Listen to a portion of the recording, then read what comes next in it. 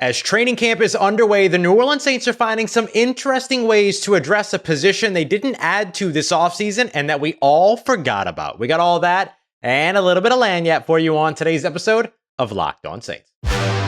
You are Locked On Saints, your daily New Orleans Saints podcast. Part of the Locked On Podcast Network, your team every day.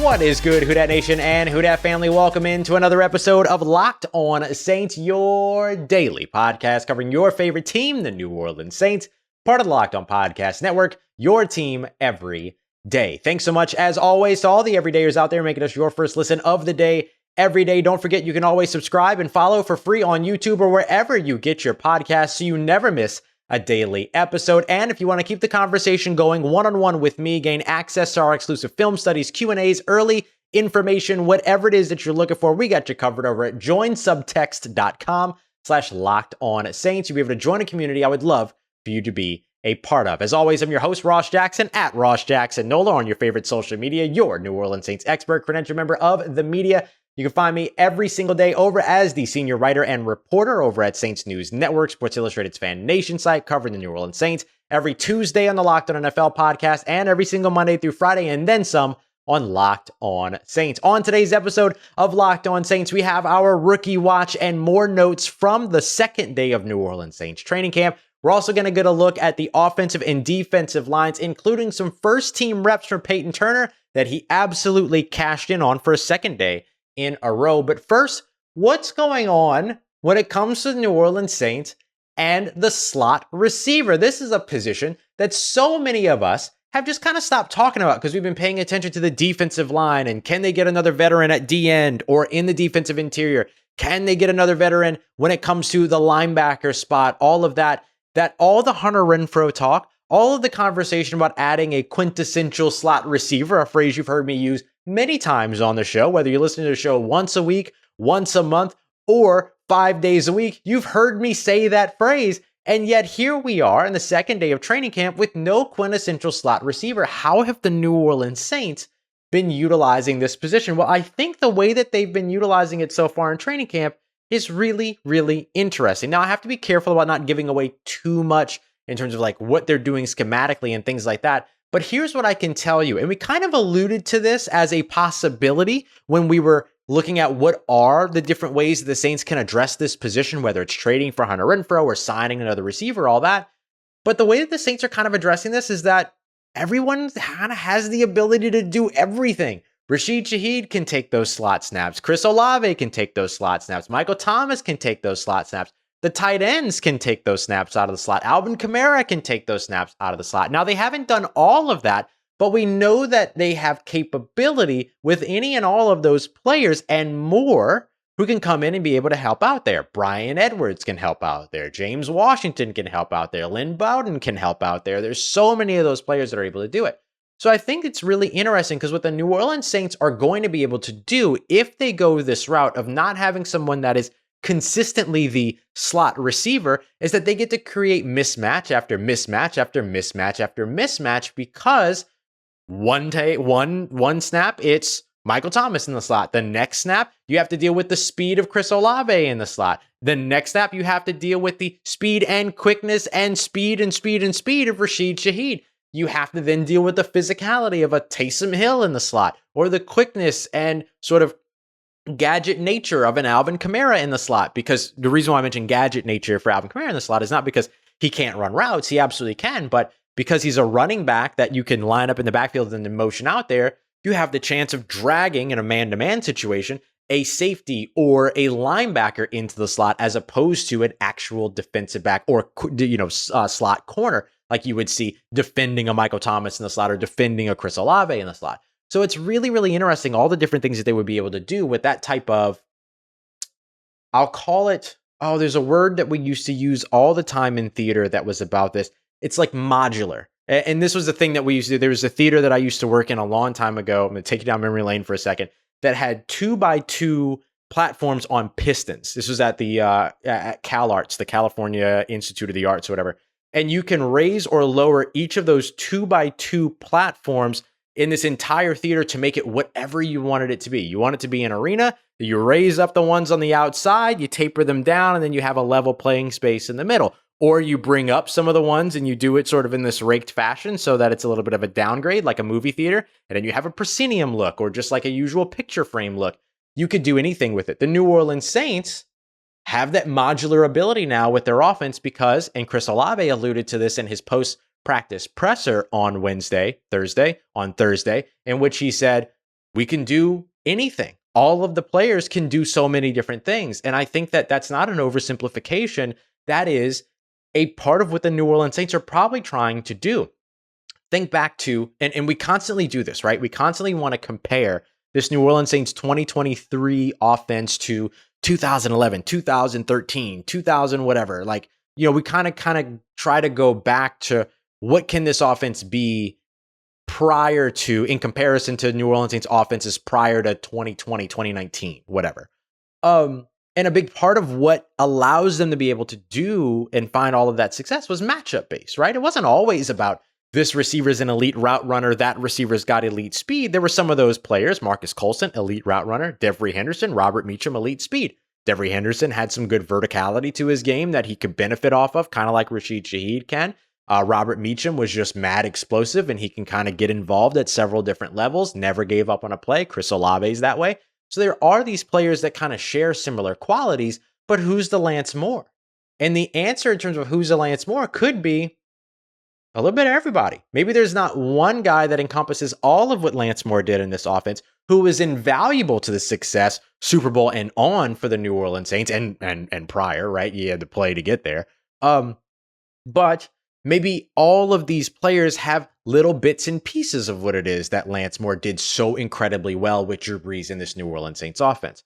So they're trying to replicate that to where the scheme benefits off the players and the players can benefit off the scheme.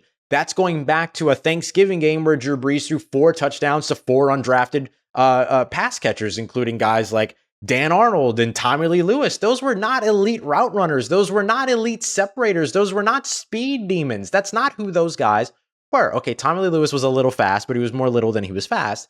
And so I think that when you look at where the Saints can benefit looking back in the past, and maybe this is where that John Gruden visit actually had a little bit of benefit, is looking at, okay, how can the scheme impact and, more importantly, benefit the players, just like the way that the players could potentially benefit and impact the scheme. And so when you look at how the Saints haven't brought in that slot receiver formally, it might be because everybody's got a little bit of slot receiver in them, and every single one of these guys that the New Orleans Saints have and can line up, especially at the big 3 at wide receiver, can not only line up in the slot, but they can win in the slot when asked. And that is just as important as having that quintessential slot receiver. We got more coming up for you. We're going to take a look at Payton Turner dominating some first team reps. Did he earn them? Or were the New Orleans Saints just giving him a shot and he made out really well on it? We got all that coming up for you as we continue on with today's episode of Locked On Saints, part of Locked On Podcast Network, your team every day. Our partners over at eBay Motors have teamed up with Locked On Fantasy Football host Vinny Iyer to bring you the best fantasy football advice every single week all season long. So whether you're prepping for the draft or scouring the waiver wire every week, we're bringing you the guaranteed fit for your roster. So with draft prep underway for the upcoming season, let's see who Vinny has selected as this week's eBay's Guaranteed Fit Player of the Week. If all the top tier quarterbacks are off the board for fantasy football drafts in 2023, don't worry, because there's another line of luxury passers and in some cases runners who are a guaranteed fit for your starting lineups every week. Driving a sleeker Jacksonville Jaguars offense that now features wide receiver Calvin Ridley, Trevor Lawrence has top 5 scoring upside as a QB1.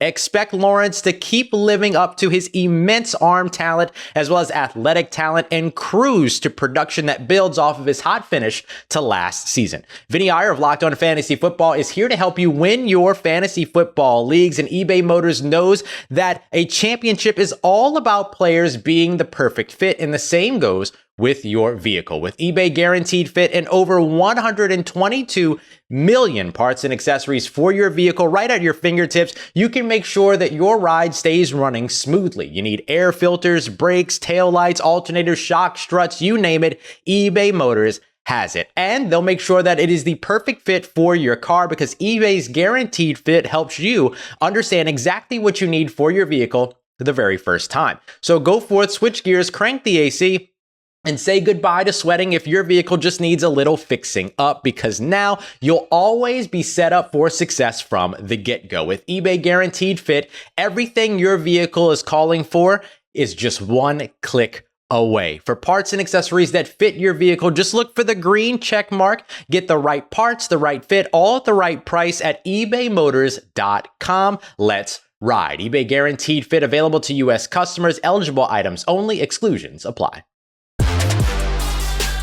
All right, family, continuing on with today's episode of Locked On Saints. Thanks again, as always, making Locked On Saints your first listen of the day every day. Don't miss what was kind of a chaotic live show yesterday over on the Locked On Saints podcast, also available wherever you get your podcast at this moment, in which we kind of gave our initial reactions to everything going on. A lot of competition being bred by the New Orleans Saints organization. Is it a good thing? I explained why it is. And you can also go and check out Locked On Pelicans, Locked On LSU for your second and third listens on the day as well. Today, and as we get into our second segment, which we're going to kind of make a habit of because I know the offensive line and defensive line are such hot button issues, and you all want to know what's going on there, who's playing where, who's getting reps, all that.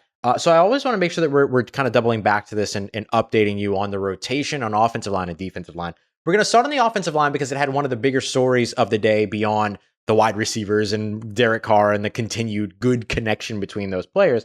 But I want to take a look at what happened with Trevor Penning unavailable during Thursday's practice. So Trevor Penning was not there. Dennis Allen told us after practice that it was a foot injury, not one that's connected to his previous foot injuries, which is important, and that it's a day-to-day injury that they expect to have him back out on the field today, on Friday, or maybe Saturday, but they called it day-to-day. Don't expect it to be a big issue. Said it was more of a precaution that he wasn't on the field than anything else. We saw a couple of other exits as well, 2 heat-related early exits, maybe some returns in Shaq Davis as well as Keith Kirkwood, nothing to worry about there. And then Colin Saunders, unfortunately, had to leave with illness as well, so we hope that he's okay. But, look, it's hot out there. Like, we're standing out there. You could probably see I'm a little bit darker than usual. That is a product of being outside in the New Orleans heat. And so, Colin, I feel you, homeboy. I get it. And you're running around. I'm just standing there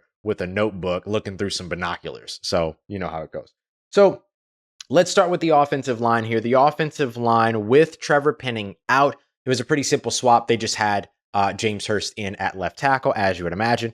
Andres Pete was back at left guard. We also saw Eric McCoy at center, Cesar Ruiz at right guard, and then Ryan Ramczyk at right tackle. So no big adjustments there. Although the next time, that was the first team offense during the first time that the first team offense was on the field. The second time that the first team offense was on the field, 76, which was Calvin Throckmorton, came in for Cesar Ruiz at right guard after a certain point. Not right away, but after a certain point. Even with that second go of team periods, it was still James Hurst, Andres Pete, Eric McCoy, Cesar Ruiz, and then Ryan Ramczyk. And Ryan Ramczyk met with us after practice, said he was feeling really good, all this other stuff too. So you got some pretty good stuff from Ryan Ramczyk and some really good, just good to see Ryan out there and participating and like getting it done. Cause I know he always has to deal with a lot with that knee injury. And so great to see him like out there and saying that he was feeling well.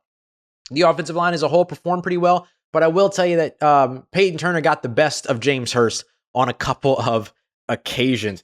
Before we get to that, actually, no, let's get to that right away because I promised you that we would. So the starting defensive line when it came to first team was Cam Jordan on one side, Payton Turner on the other side, and then you had Colin Saunders as well as Nathan Shepard. That was the first time around. The second time around, we saw Colin Saunders no longer out there. Malcolm Roach came in. So I think the way that you want to look at the defensive line here is Malcolm Roach and Colin Saunders kind of playing the nose tackle one tech roles. So they're the ones that are a little bit more in the middle, trying to clog up the middle of the defense. maybe two gapping, meaning they can go left or right of the center if they're lined up directly over the center. If they're at that one tech position, they're in the A gap, which is the gap between the center and the guard. And so you're looking at trying to maybe take up two players there if you can, right? Start to get those double teams. That's kind of their responsibilities. Heavy run stopping responsibility, but hey, you can get some pressure from that spot as well. And then the three tech, who's the guy that's a little bit more of the interior kind of pass rusher, that player is usually lined up over the B gap, which is between the guard and the tackle. And so that guy has been either Nathan Shepard with the first team and Brian Brzee with the second team. Not going to go super into Brian Brzee yet. Going to save him for rookie watch, but I have a good thing for him today.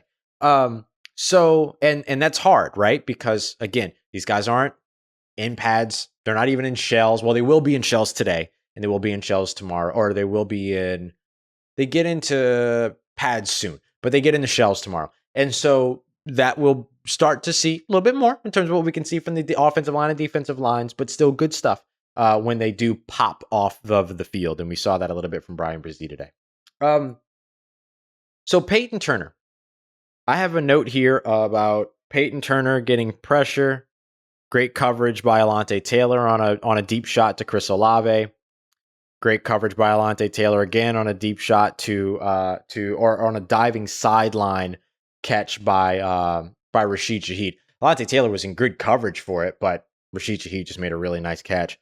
But on each of those plays, we saw pressure coming from Payton Turner. Payton Turner continuously in the backfield again today. That's 2 days in a row that he's done that. And then in the second sort of period of team drills, that's where we really, really got to see him. You saw a bit of pressure, got into the backfield immediately on a completion from Derek Carr to Alvin Kamara, who okey doke Zach Bond a little bit. Got a pressure on a completion from Derek Carr to Rashid Shaheed. Got a pressure on an incompletion from Derek Carr to Michael Thomas, which was broke up in this kind of hand fighting, falling to the ground way between Michael Thomas and Marshawn Lattimore. You want to talk about iron sharpens iron? Those two guys, iron sharpens iron. You want to talk competition breeds excellence? Competition breeds excellence when you watch those two guys. So you see some really good stuff in terms of consistent second day in a row pressure from Payton Turner. Payton Turner, or rather Dennis Allen, was asked about Payton Turner and his development so far. And did he get those first team reps because the team is seeing nice things from him? Or did he get those first team reps because they wanted to get him in the mix? And Dennis Allen said it's a little bit of both. They want to get him in the mix, but he's also showing that he's making those improvements. The big thing is, can he move from flashy player to consistent player? That's going to be the biggest thing. But a good start, a solid start. Let's not write home yet, but a solid start for Payton Turner, and it deserves to be recognized. Real quick before we get to rookie watch, second team offensive line, Landon Young on the outside. We saw Calvin Throckmorton at left guard. We saw the new signing, Max Garcia, at center. Max Garcia is the guy that's effectively being seen as the backup center to Eric McCoy. There's a center in the building.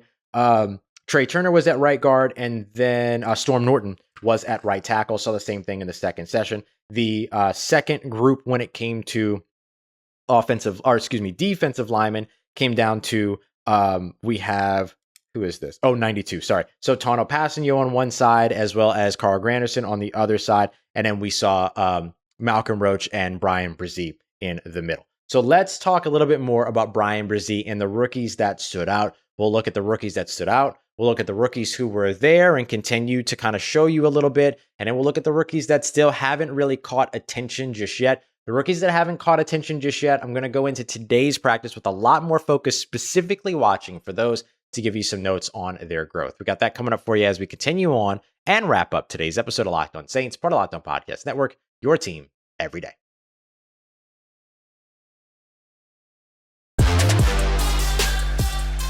Let's get it, Who Dat Nation. Wrapping up today's episode of Locked On Saints with a look at the rookies. Rookie watch. So here's the deal.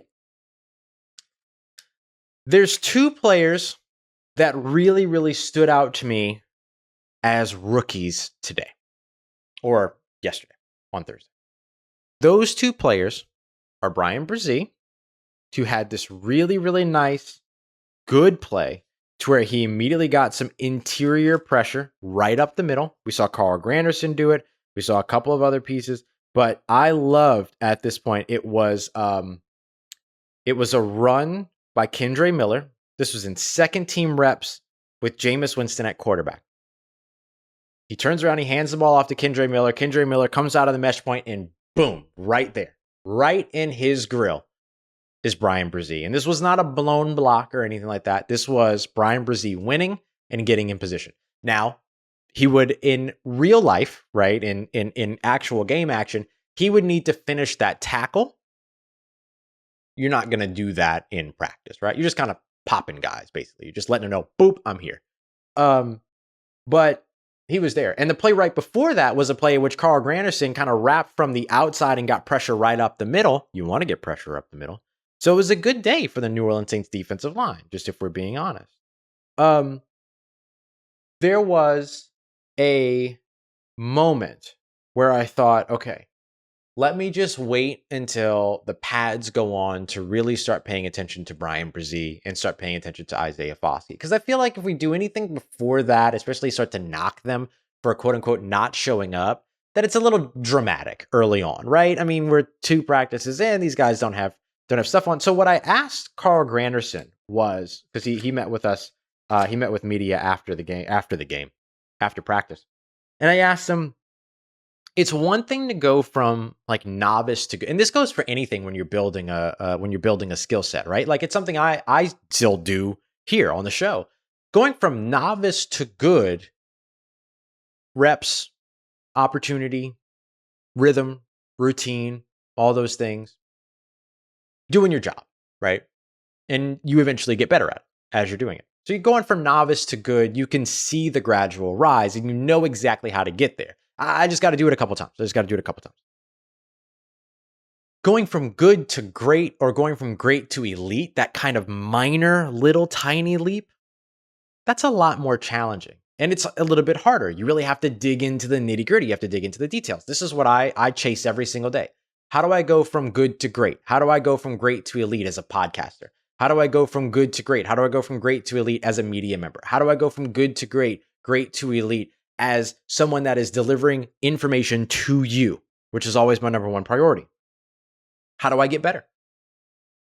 It's the details. And that's exactly what Carl Granderson mentioned as well. So the 3 things that he named were getting off the line of scrimmage, right? Your jump, your burst off the snap, hands, whether that's fighting, whether it's hand placement, whatever it is, and pad level.